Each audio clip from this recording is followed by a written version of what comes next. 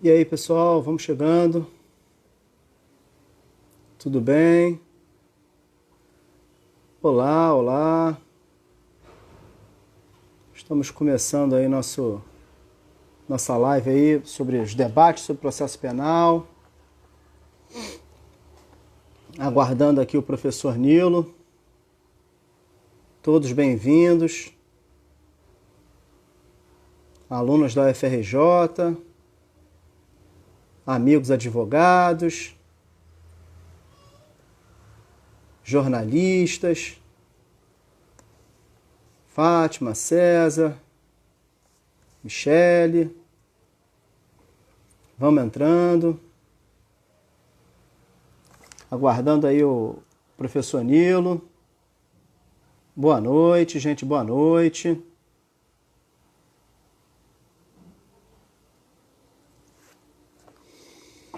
Boa noite.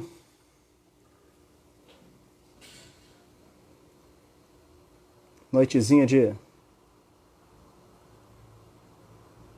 Boa noite, gente. Vamos lá. É um prazer estar com vocês.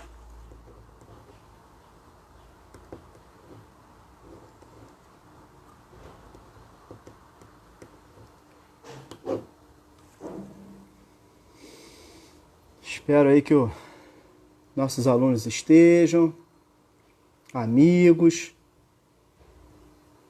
advogadas. Ó, o professor Nilo César aí entrou.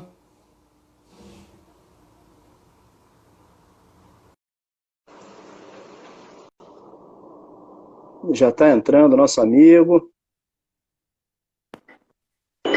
Deixa eu virar, né? Ia ter que virar. Isso, professor, tudo bem? E estou virando mal. E pronto. Ainda me adapto. Como é que você está? Tudo bem? Tudo bem, Chico? Tranquilo? Firme? Saúde, tudo firme, forte. Tá com o rosto melhor. A gente faz a barba, né? Esse negócio de ficar quarentena, a gente briga com o barbeiro, né? Aí não corta o cabelo e não faz a barba, né? Pelo menos já passa a máquina. Você já parou de brigar com o barbeiro tem muitos anos, né? Muito. Muito. Eu vou discutir o mérito, né? Que bom que tá com você aí, que bom que tá com o pessoal chegando, o pessoal tá entrando. Então, assim, acho que pra gente começar a falar, eu queria apresentar um pouco a ideia do nosso projeto, né? É importante. Então, primeiro, assim, eu criei uma página, né, que é essa página aí do Instagram, Professor Francisco Ortigão, e ela tem 3 editorias, né? Ciências criminais, e nós vamos englobar o processo penal, o direito penal, a criminologia, enfim, conversar com pessoas diferentes dessa interdisciplinariedade dentro das ciências criminais. Uma parte da ciência política, que eu pude ter uma oportunidade de ter uma formação no meu doutorado na Universidade Federal Fluminense e uma editoria também sobre filosofia política. Professor Nilo, que foi meu professor na graduação, meu colega na UFRJ, foi meu examinador também na banca da tese de doutorado. E dentro dessa proposta, né, da página sobre da minha página, eu conversando com o professor Nilo, tendo em vista esse nosso afastamento aí de atividades presenciais acadêmicas, resolvemos então desenvolver um projeto de extensão na UFRJ, um projeto de extensão, a troca, né, que a universidade pode fazer com a sociedade em geral, e trazer para vocês, né, um debate sobre temas do processo penal num ciclo de 4 semanas, todas as quintas, às 19 horas. Então, aqui eu tenho presente, né, alunos, né, da Universidade Federal do Rio de Janeiro, eu tenho interessados no processo penal, advogados, membros dos poderes públicos que atuam com o direito. E, assim, é um tema aberto, uma live aberta. Todos aqueles que tiverem algum interesse nas ciências criminais podem participar, né? Nós temos aqui colegas da polícia, né, que também estão interessados em acompanhar as nossas discussões. E o tema que nós escolhemos para falar hoje é um tema altamente sensível, né, no processo penal, que é, como a lei fala, colaboração, mas eu prefiro o termo delação, né, porque a gente tem que nominar as coisas como realmente elas são e não se valer de eufemismos, apesar do legislador preferir o termo colaboração. Mas trouxemos hoje esse tema, vai ser debatido aqui com o professor Nilo Pompilho, professor associado da Universidade Federal Fluminense, né, uma das cabeças pensantes do direito, um grande companheiro também na luta pela democracia, na luta por um processo penal justo, e vamos ouvir aí o professor Nilo falar um pouquinho sobre o processo penal e eu vou fazer algumas intervenções, né, vou fazer algumas provocações, já que a ideia é trabalharmos o debate, né, e o debate sem provocação ele não existe. Vamos começar aí falando, então, professor, o senhor está com a palavra, né, meu amigo Nilo. Eu vou partir para uma questão mais informal e vou te chamar de Nilo para você. A gente sempre tem uma referência para os nossos professores, mas eu creio que a nossa amizade já está suplantada a deferência, né? Hoje em dia você é um grande amigo, um grande companheiro de trabalho, né? Uma pessoa que atua com denodo na advocacia, que atua com denodo, né, no magistério e um exemplo para todos nós, seus alunos Já tem 30 anos de magistério, professor? 36. 36, né? A gente 35 semanas, já estou com idade para aposentar, mas eu vou ficar mais um pouco, porque eu adoro o que eu faço. A gente tem que vibrar com aquilo que a gente faz. Pode ir embora, não. Quando eu conheci o Nilo, eu era magro e o Nilo tinha cabelo. Agora eu tô careca. Já fui chamado de 60 hoje, né? Então isso é bom, né? Essa gente que a gente amadurece com tranquilidade. E próximo às pessoas que a gente tem carinho. Para mim, assim, o mesmo carinho que você tem comigo, sincero, leal, honesto, nós somos leais, assim, eu vejo. Ouviu? Você está me ouvindo ou não? Para mim deu uma travada, pode voltar, não sei se... Deixa eu ver. É que eu estou ainda apanhando, mas eu vou melhorar. Melhorou? Tá ótimo. Mas, às vezes é a internet também. Esse horário é um horário que demanda muito da internet e pode dar alguma travada, mas aí sempre volta o assunto. Mas diga aí, professor, qual é a sua opinião, né, sobre esse instituto tão controverso e que é uma realidade no processo penal do Brasil, a delação premiada? Antes de entrar no tema, eu quero, como eu já falei, te agradecer sempre o carinho, a oportunidade e a honra de estar do teu lado. Chico, para mim, é um filhote, né, que hoje, profissionalmente, tem uma maturidade que muito honra não só a mim no convívio, como principalmente a Faculdade de Direito da Universidade Federal. Eu estou rasgando essa seda com você com muita honestidade. É admirável ver o trabalho que você faz e sempre o resultado que você colhe. E vejo que essa relação ela se construiu numa escola que nós veneramos, que é a Escola de Direito, né, da Faculdade de Direito da Universidade Federal. Então, assim, ali é a nossa casa. Eu sou egresso dali, você é egresso. Nós não temos mistério na relação, nem nossa, nem com os nossos alunos, as pessoas que a gente tem carinho. Eu fico lisonjeado em razão dessa participação que me foi permitida nesse contexto. Então, eu digo assim a você e aos parceiros aí, alunos e alunas, que nós prezamos a universidade pública, nós prezamos aqueles nossos alunos, muitos carentes, muitos com necessidade de dessa troca, né, desse convívio que sempre tem que ser saudável e nunca contaminado por práticas que hoje nós repudiamos e por situações que geram constrangimento, que ferem, né, o bom caminho da educação, os bons modos que nós devemos ter em relação à educação. Então, fugindo um pouco desse genérico, o que é a delação? E eu passo a experiência, porque é um instituto novo, um instituto que tem trazido para todos nós, né, grandes desafios.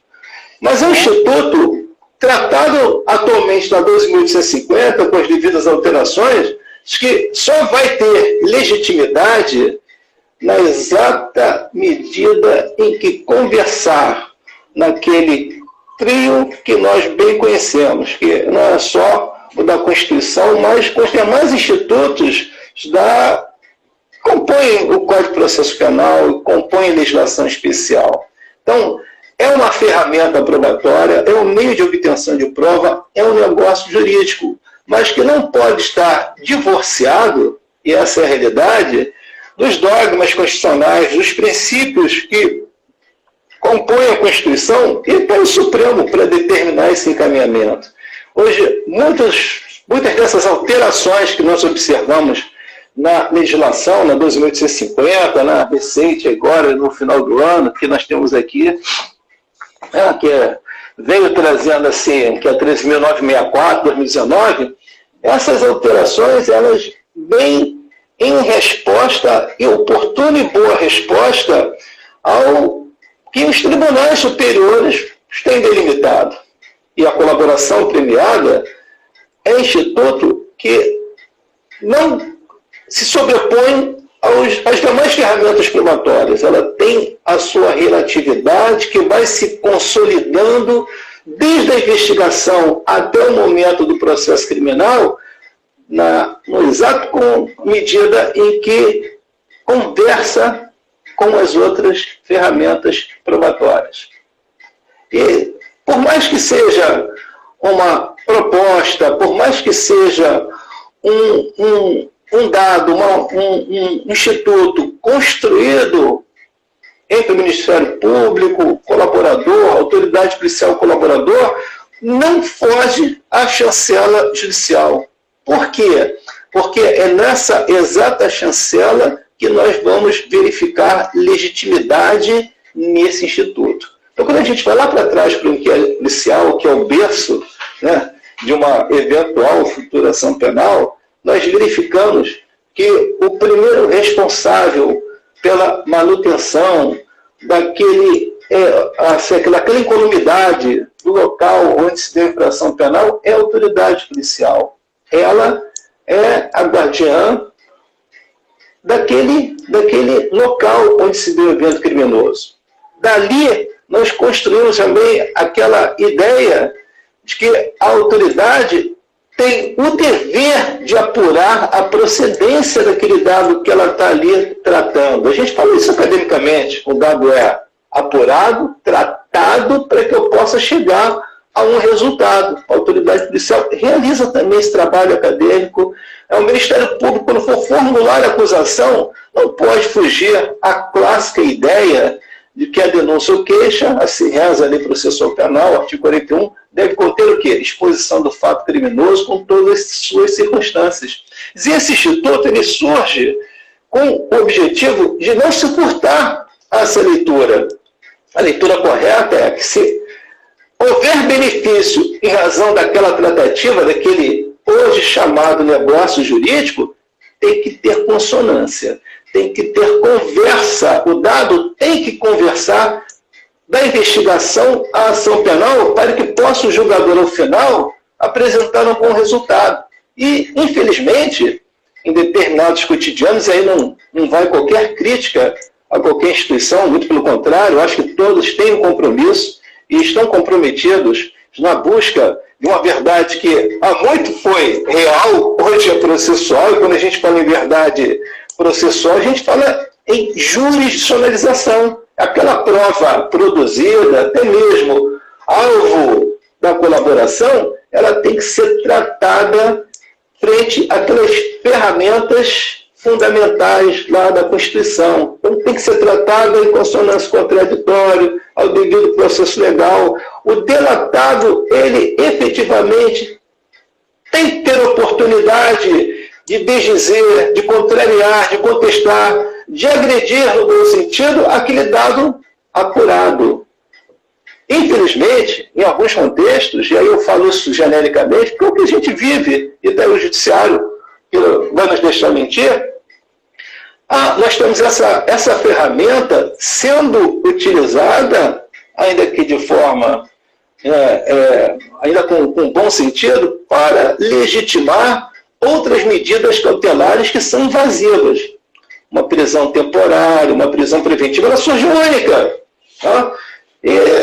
Isso faz uma reflexão para a gente, traz essa reflexão. Uma medida cautelar invasiva, voltando àquela máxima e clássica fala do Tornag, a prisão preventiva é o mal necessário. Ele explica mal porque eu estou privando alguém da sua liberdade antes de ter a definitividade em relação à sua responsabilização. Mas é necessária por quê? Porque está ali bem contextualizado, bem identificado a necessidade de encarceramento. Mas eu não posso ter esse encarceramento legitimado, e aí, Chico, eu falo isso com a maior naturalidade, porque nós vivenciamos isso em razão da exclusiva prova produzida, ou antenada, ou indicada numa delação. Porque eu estou fugindo aquele espírito da lei processual. A lei processual penal o tempo inteiro diz para a gente, eu não estou mentindo, me corrija se eu estiver errado, que aquela acusação, ela é apta, ela é legítima, se ela tem aquele fato bem delimitado, bem individualizado. A nossa queixa, a gente não se esquece disso, por isso a gente carece ainda do clássico, que é uma boa investigação, a gente carece de ouvir aquele que será indiciado, tem que ouvir. Hoje, infelizmente, tudo é efeito de surpresa. Efeito de surpresa, digo tudo, não. Parcela daquilo que nós encontramos, porque aí está sendo genérico. Efeito de surpresa, e a gente se surpreende quando toma ciência no noticiário, e depois isso se desconstrói no andar de uma instrução, de um processo criminal. E nós observamos que o agente ali, que alça a condição de acusado ou acusada, ele é um cidadão que compõe direitos, que construiu uma história de vida, e dentro dessa construção existe a honra que a gente também trata na lei penal, quando fala em calúnia, difamação, injúria, honra objetiva, honra subjetiva. Então, até que ponto, aí vem a primeira indagação nossa, né?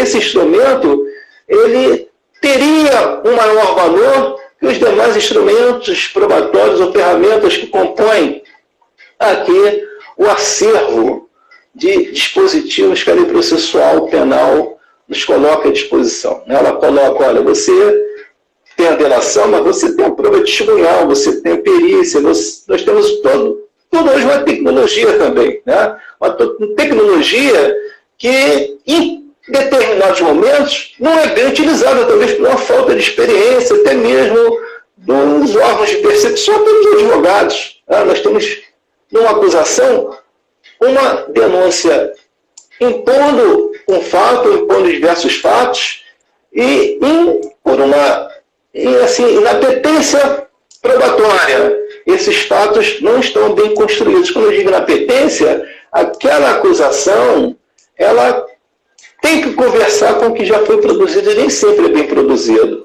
Isso não atrapalha, isso não cria embaraço só para o órgão que irá julgar, não. Isso cria embaraço também para nós, que realizamos, né, a defesa daqueles que estão colocados, têm a sua conduta colocada ao crivo do Poder Judiciário.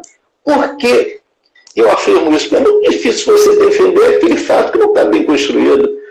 É muito difícil você conversar com um dado que vem de uma fala isolada, de um elemento colhido numa interceptação telefônica que não conversa com os demais elementos, ou que foi colhido no e-mail. Aquilo está solto, desconstituído, não está dentro de um contexto. Então, a delação, ela tem que permitir, nunca naquela ideia de que ela se sobrepõe, mas ela tem que permitir essa consonância, para que o benefício por ela tratado possa ser bem assim, exercido ao final daquela ação penal. Então, assim, eu tenho uma leitura ainda um pouco tímida em relação a essa ferramenta, porque vejo nela uma grande novidade. Eu sou um curioso no seu manejo. Não pode, por exemplo, já estou falando de uma forma muito prática nisso, já que é um negócio, já que é objetiva, dar efetividade à persecução, enquanto instrumento legítimo de persecução, não pode, esses dados que foram ali colhidos, eles não podem ser genéricos, eles têm que estar bem assim, aportados em consórcio com as demais ferramentas da prova, mas em consórcio com o que diz a acusação. Ou seja, se eu tenho alguém delatando, se eu tenho alguém colaborando, vamos usar o termo colaboração, aquele produto tem que ter um contexto de conversa, estou falando assim bem claro, com outros elementos, senão ele é uma voz isolada. E uma voz isolada que não autoriza medida cautelar, exemplo, privativa de liberdade, uma temporária, uma preventiva. Eu não passei essa experiência ainda na vida, posso um dia passar, né? Mas imagina assim, alguém preso preventivamente ou preso temporariamente, sem que nada de ilícito tenha sido encontrado em seu poder. Né?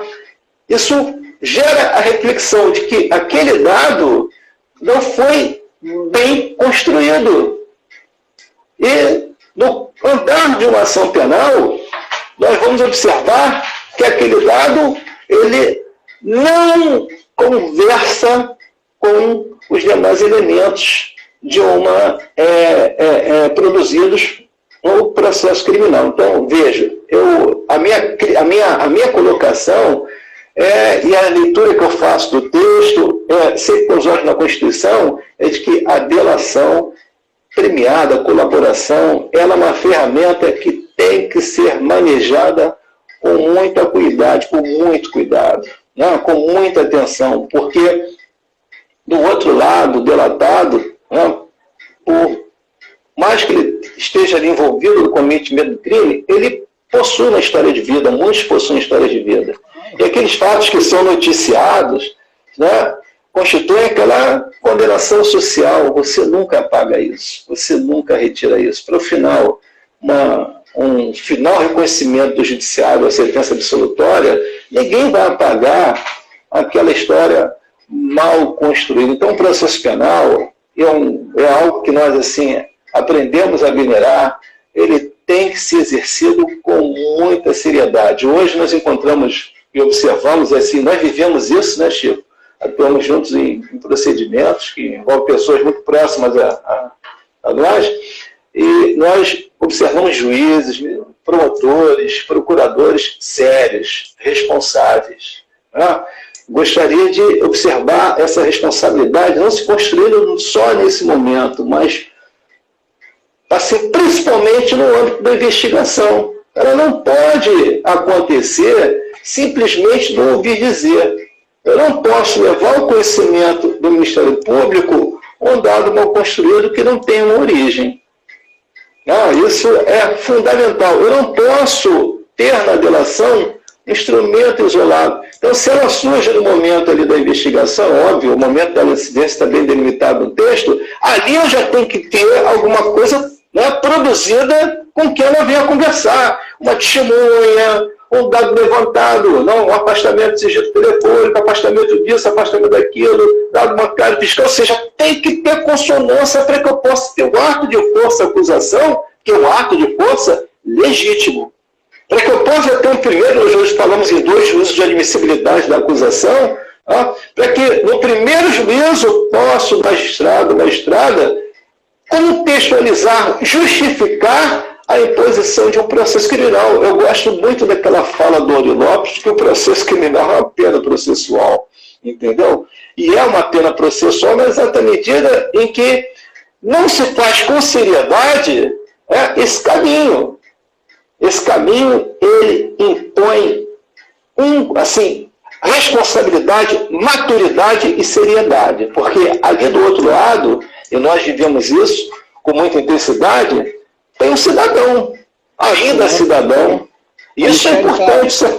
A Michele está comentando aqui, ó, a imagem de uma pessoa pode ser destruída sem possibilidade de reparação a partir de um processo penal manejado de forma irresponsável, né?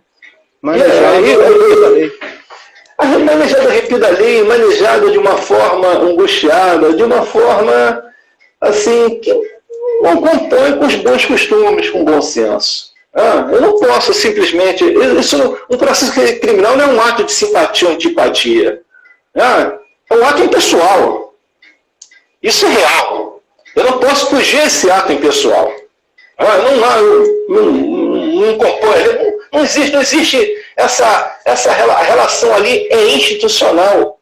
Então, quando eu coloco alguém no polo passivo de uma ação penal e lançando mão profundamente desse instrumento, eu vejo que existe algo muito mal construído numa investigação criminal. Então, a investigação, eu não posso, a gente não pode abrir mão, assim, colocar no segundo plano o velho e clássico inquérito policial. Aquele inquérito que eu chamo todo mundo, chama até o levado, vamos chamar o futuro acusado de levado, senta aqui, me esclarece esses aspectos. Por isso nós falamos hoje, vamos falar em outro momento, sobre essa ideia da investigação defensiva. A gente hoje fala o que há um bom tempo atrás sequer se pensava. Eu sei que, quando primei pelo estudo do inquérito, eu falei assim, fala para meus alunos, olha, isso aí é inquisitorial, ele foi trabalho de ser calado. Entendeu? Isso acabou. Ou seja, o manejo desses novos institutos, ação controlada, delação premiada, que estão aí sendo manejados, eles carecem dessa conversa, uma boa conversa, uma conversa de consonância com outros elementos construídos na fase inquisitorial e com a presença efetiva da defesa. Na verdade, na primeira oportunidade. Aqueles fatos trazidos pelo delator, eles devem ser, né, amparados por outros meios de prova, tendo em vista que a natureza do próprio negócio jurídico-processual, e em sendo um negócio, né, há uma vantagem e uma desvantagem, e pode ser visto sob a perspectiva de vantagem probatória para a acusação e vantagem também para a defesa do colaborador, quer dizer, sem que se... E havendo a necessidade de cotejamento, né, de confirmação daquela fonte de prova por outros meios de prova, a permitir, né, na própria investigação preliminar a possibilidade de decreto de medidas cautelares invasivas, que excepcionam intimidade, privacidade, inviolabilidade do domicílio e até mesmo o direito de ir e vir, no caso das prisões cautelares, né, decretadas de forma abusiva. Agora, uma outra questão que... É o seu cuco isso, Nildo? Não, não é não. Ele vai cantar agora. Que eu tô ouvindo. Eu tô ouvindo aqui, toque. Eu sei que você tem relógio de cuco.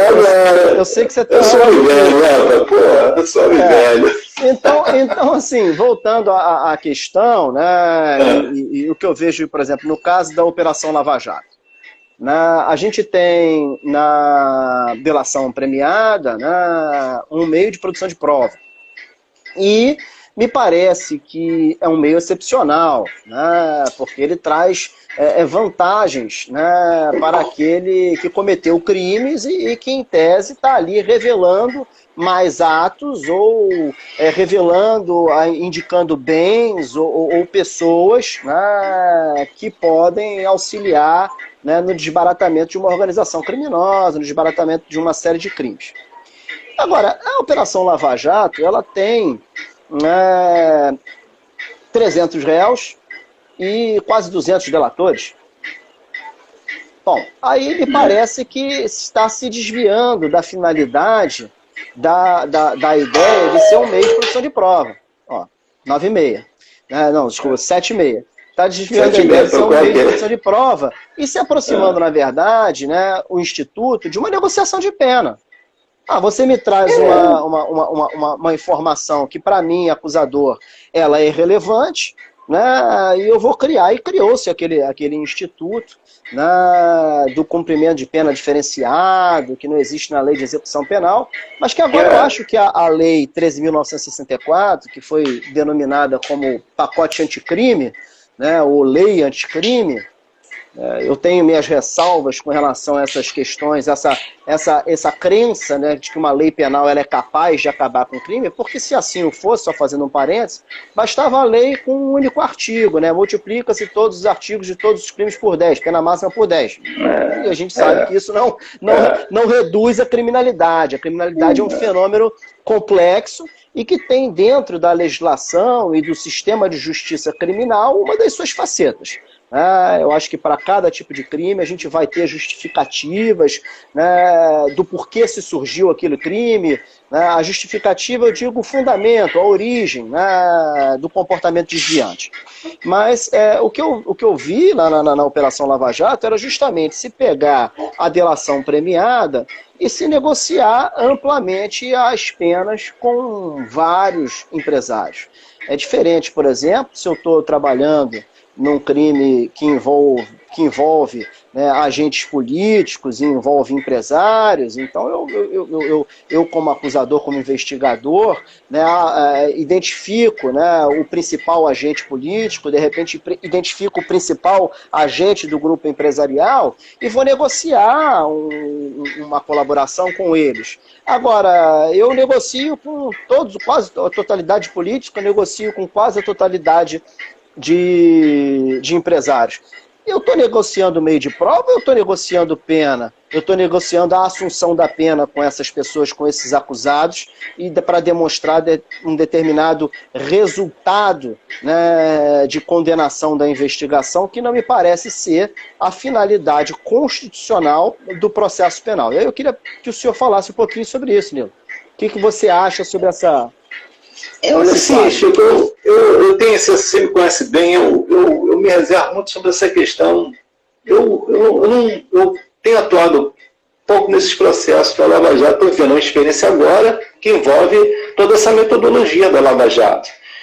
E eu confesso a você que eu fico um pouco apreensivo com essa metodologia quando eu vislumbro trabalhos, por exemplo, de colegas nossos que falam dessa concepção de uma cadeia de custódia bem preservada, bem trabalhada, com dados inidôneos, e aí não é uma crítica à instituição, longe de mim, tá? Se eu tiver que criticar olho no olho, na cara que me conhece, todos me conhecem. Mas quando eu vejo que os dados que são obtidos nas cautelares, por determinação judicial, são encaminhados diretamente ao órgão de acusação. E não é mim. E nós não identificamos, assim, esses dados são encaminhados... Deixa eu só dar uma sugestão. Só para poder fechar. Nós temos aqui um público de diferentes níveis de compreensão do direito. Explica para a gente o que é, na prática, dá um exemplo prático, se possível, o que é essa compartilhamento só com o órgão da acusação, sem estar no processo. Deixa eu falar assim, de forma bem prática. Vamos imaginar, você, a defesa, só o Ministério Público. Eu vou ao juiz ali, responsável, né, já por aquela investigação, já que o evento foi distribuído, e comunico a ele que eu careço ter acesso a dados bancários, né, dados fiscais de determinado cidadão. Né? E o Ministério Público, eu apresento, né, o perigo, né, vamos usar a palavra cautelar, a necessidade dessa prova para que eu possa condenar com as demais já obtidas, o judiciário, né, o juiz vem, o juiz determina, e esses dados são diretamente encaminhados aos meus bancos de dados. E nós já tivemos a oportunidade de observar que aqueles dados, eles sofrem tratamento, assim como a gente trata o dado acadêmico, dado produzido para efeito de um resultado acadêmico. Só que nem sempre, e não é o promotor, o procurador não, mas nem sempre aquele analista que está tratando o dado, ele adota uma metodologia coerente, o dado vem às vezes glosado, vem inidôneo. Então, a leitura, isso é o alvo de um projeto de pesquisa que nós participamos, é que esse dado seja encaminhado na sua forma bruta ou imatura ao julgador, ao judiciário que definiu aquela liminar, para que eu possa ter acesso ao dado em momento anterior à forma como ele foi tratado, ou seja, ele foi trabalhado para servir de esteio à acusação. Eu fui claro nisso? Então, assim, essa metodologia é uma metodologia em que eu ainda estou aprendendo a conviver e vejo resultados nefastos que são corrigidos, graças a Deus, pelos órgãos superiores. Então, às vezes, você tem um resultado no STJ, um resultado no STF, mas esses órgãos, efetivamente, identificam a inidoneidade na forma como foi produzido aquele dado. Eu li recentemente um julgado falando até sobre doação. Teve o delator, que eu não vou entrar no mérito do comediante, falou, chegou lá no Supremo, era uma ação penal, ele falou assim, esses dados aqui eu estou resumindo, não converso com os demais elementos. Por quê? Porque eles foram produzidos, aqueles dados permitiram acesso à intimidade fiscal, à intimidade telefônica. Não conferiram, não fecharam. E o que acarretou? A inépcia daquela acusação. Então, nós temos esses tribunais superiores bem antenados e esses resultados é que têm sido um esteio, um alento para que a legislação, com a devida alteração, ela seja bem diluída, ela seja bem digerida por todos nós. Então, assim, hoje, a minha primeira crítica é sem ter um conhecimento total, porque esse é alvo de pesquisa nossa, é de que os dados apurados numa investigação, através de decisão judicial, eles fiquem na custódia daquela autoridade judiciária, inatura, para que a gente possa ter acesso. Os dados de uma delação, eles têm que ter consonância com aquilo que foi produzido lá, uma consonância para que possa autorizar a formalização de uma acusação. O que é uma acusação? Aquilo que tem início, meio e fim. Tenha fato, tem autor, possível autor, né? E tem elementos que possam consorciar, já regrados e alimentados pelo contraditório, aquilo que ele imputa. Que me permita opor uma resposta responsável em razão daquilo que foi apurado. Então, eu não posso, por exemplo, vamos imaginar assim, um denunciante, alguém que diz, fato foi isso, e chega lá, o cidadão desdiz aquilo que foi dito. Por quê? O estrago já está feito, parceirão. O estrago é ter alguém sentado ali no banco dos réus, aquele banco é duro, entendeu? Um banco pesado que nós dividimos, entendeu? Sem que esse dado tenha sido devidamente tratado. E quando eu digo isso, estou dizendo assim, o velho inquérito impõe o quê? O velho clássico inquérito impõe que você ouça, num primeiro momento, que você não abra mão dessas cautelas. Isso está em consonância com a Constituição. Isso é um devido processo legal. Eu vou dar legitimidade ao dado da delação, mas exatamente ele tem que ter esse dado bem tratado aqui atrás. E a gente está falando, sem fugir ao dia a dia, que nem sempre esses dados são bem tratados. Eles surgem única e exclusivamente uma metodologia que, assim, nos surpreende e nos gera constrangimento. Quantas vezes nós abrimos a televisão, né, e observamos até pessoas que nós conhecemos, né, sendo alvo de cautelar disso, cautelar daquilo, e esses dados não são, lá no final, apresentados de uma forma a legitimar. aquele resultado que tanto se espera de um processo criminal. O processo criminal a gente não espera uma condenação, não. Espera um resultado justo. Não é uma sentença penal absolutória, porque o fato não existiu, uma sentença penal absolutória, porque o fato ali está demonstrado que o agente não colaborou, não contribuiu com aquele evento criminoso. Então, não está dizendo que o fato não existiu. Por quê? Dependendo do efeito dessa sentença penal, os reflexos em outros contextos, em outros ambientes do direito, né, vão ser incisivos. Então, se eu tenho uma sentença penal absolutória que diz que o fato não existiu, isso é coisa julgada por muita coisa, a gente sabe disso. Se eu tenho uma sentença penal, que diz assim, só para fechar, que está demonstrado que a gente não colaborou, pô, né?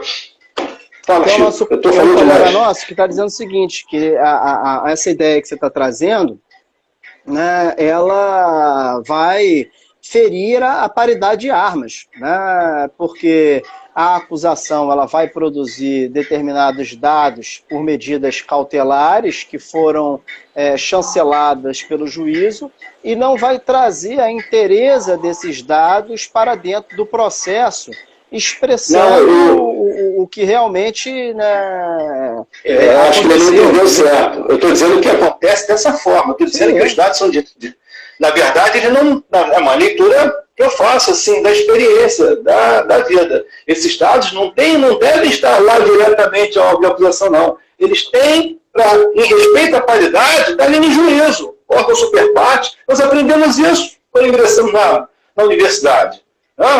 Primeira linha de processo que eu falo para você, olha, a princípio, né, quem é o órgão superparte? É o judiciário. Né? Então, ele é o guardião.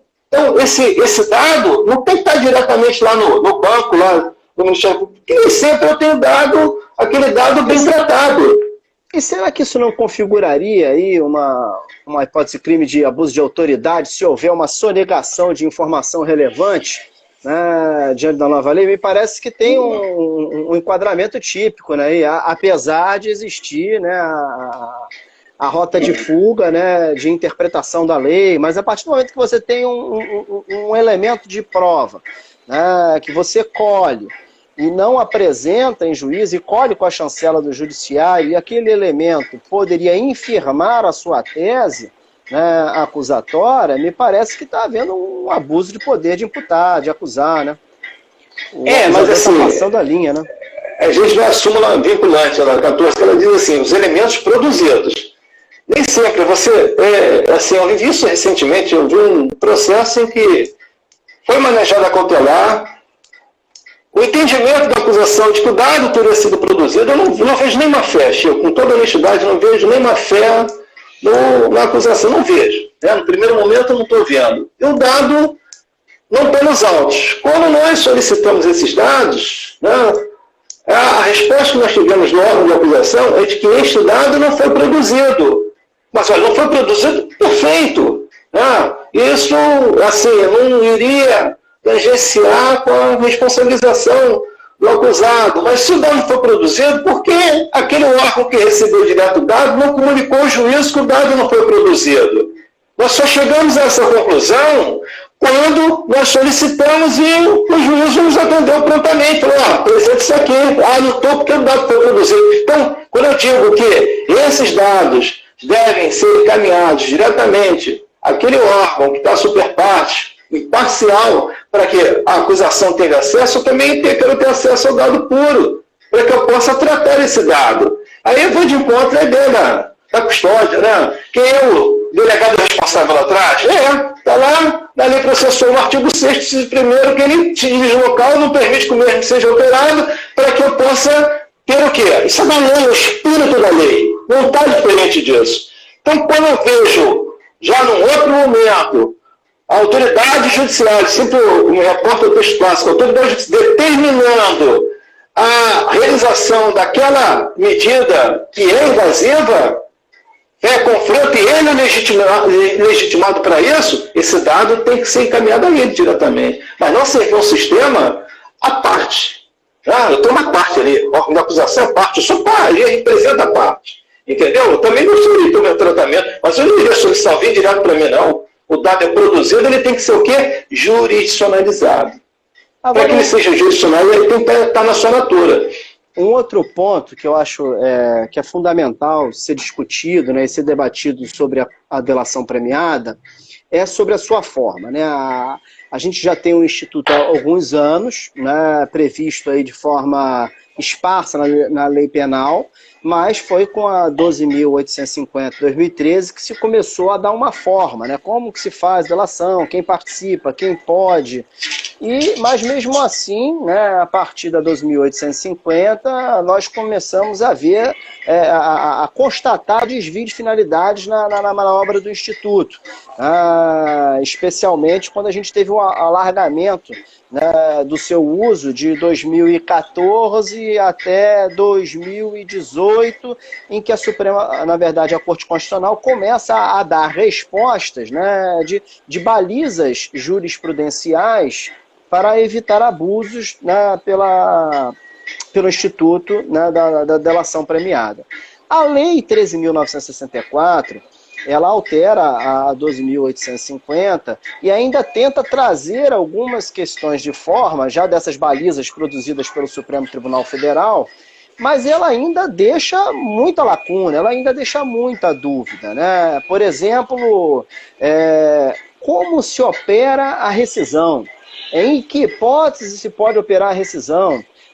Se o colaborador está propondo, está um processo estabelecido, um processo de negociação, esse processo de negociação, ele se inicia a apresentação de informações. Aí depois aquelas informações não podem ser utilizadas exclusivamente contra eles. Mas se essas informações forem fontes de outros meios de prova, esses outros poderão? Quer dizer, são situações que eu acho que não ficam claras na 13.964 e hoje no Instituto da Delação Premiada, que traz, né, que eu acho que carece um pouco mais de baliza, a própria questão da revisão. Quando, como, quais são as hipóteses de revisão da delação, de quebra do acordo, o que fazer na hipótese de quebra do acordo. A gente teve aí você está muito feliz na tua colocação. Você está fazendo uma colocação muito feliz.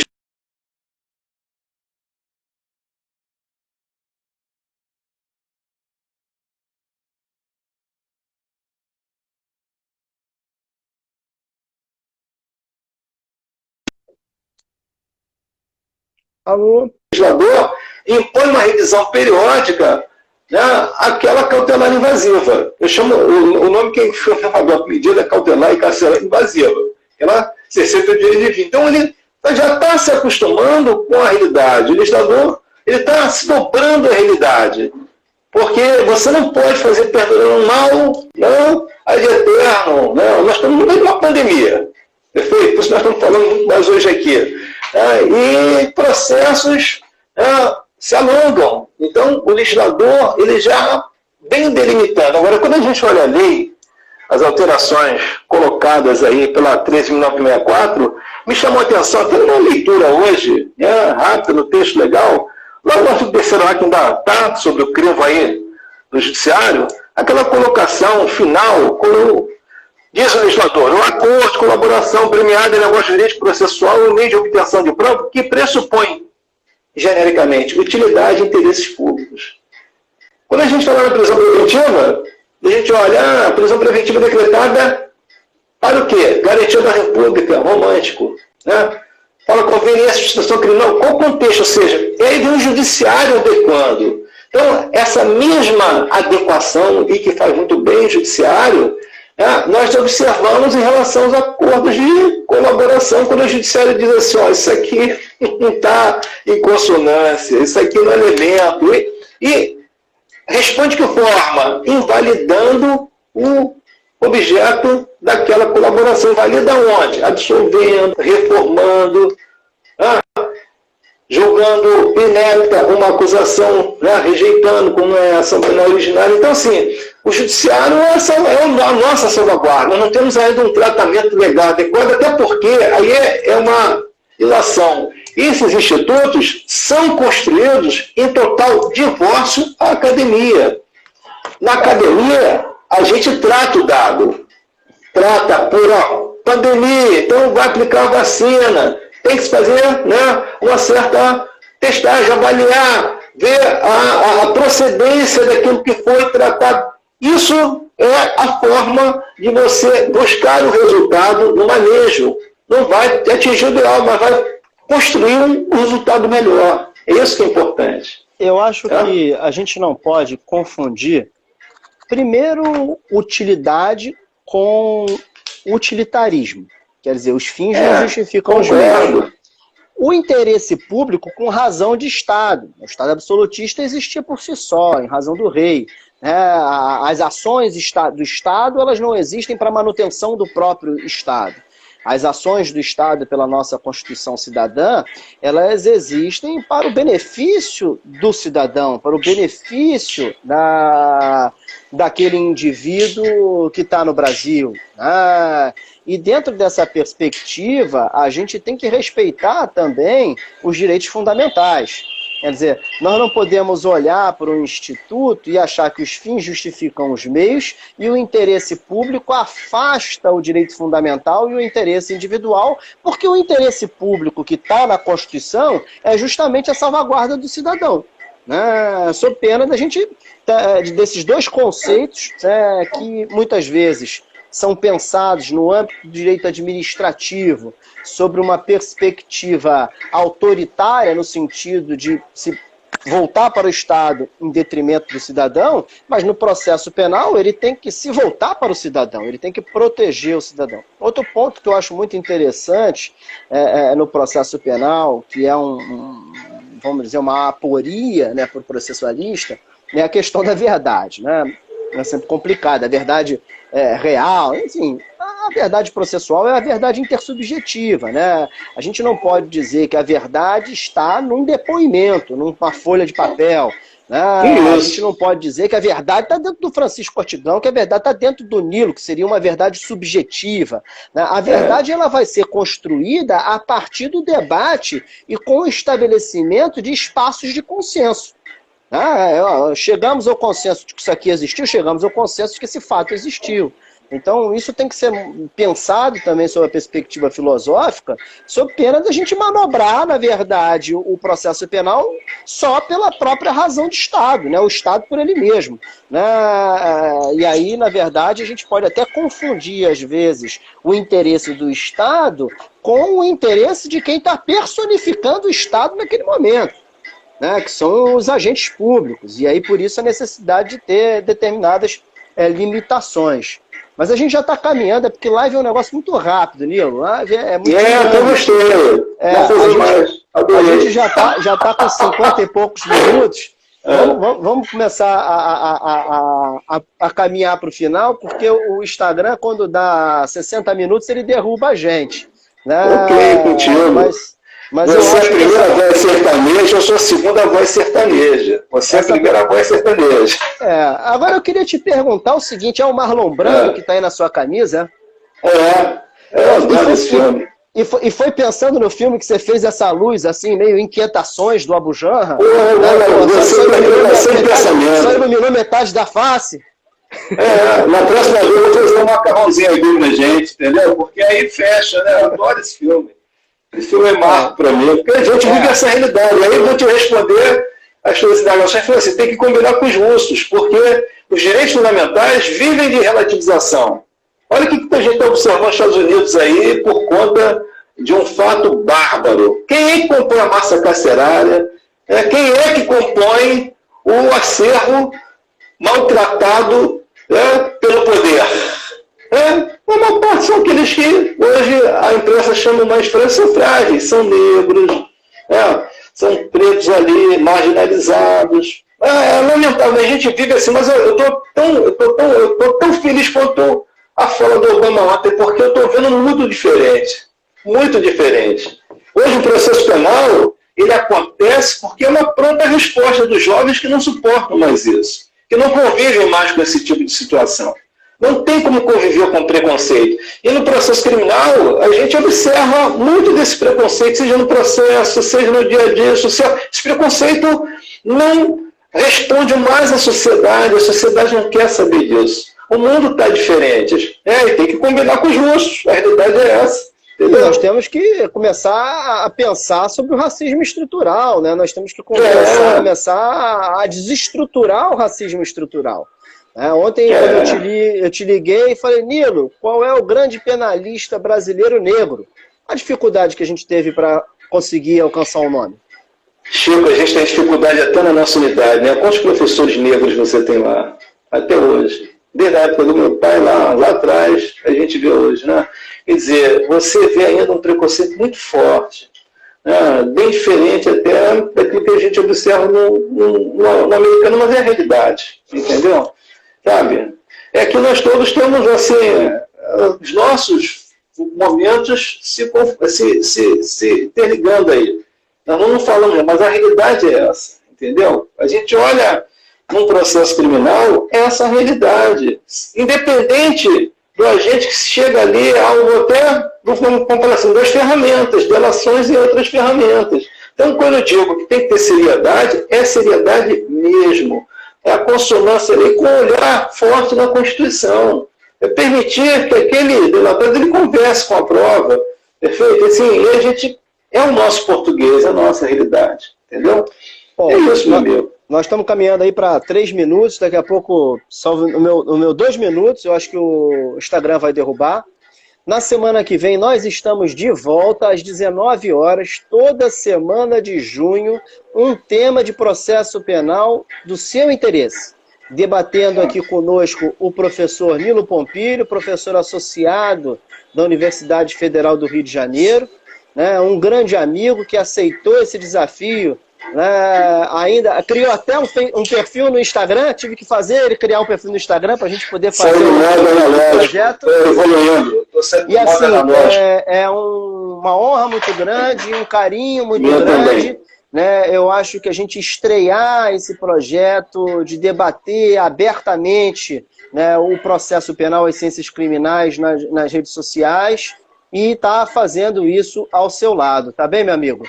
Olha, um grande abraço apertado em você e deixo aí o finalzinho para você encerrar, né, esse primeiro encontro nosso e agradecendo a todos aqueles que por aqui passaram e que estão ainda acompanhando a discussão conosco.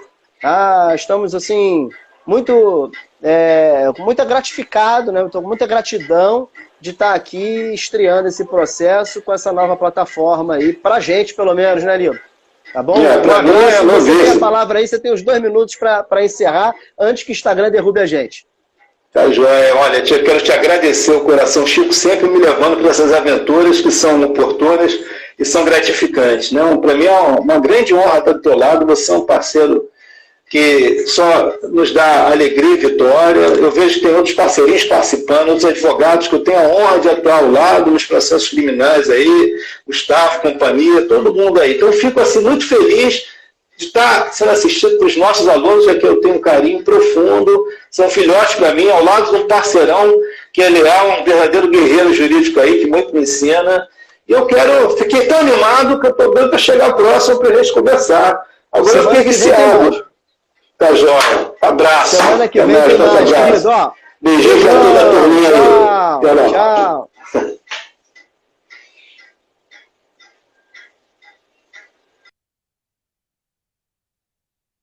Gente, um abraço. Até semana que vem, tá bom? Estaremos juntos com certeza. Quinta-feira, às 19 horas. Toda quinta de junho. Um abração, gente. Até logo.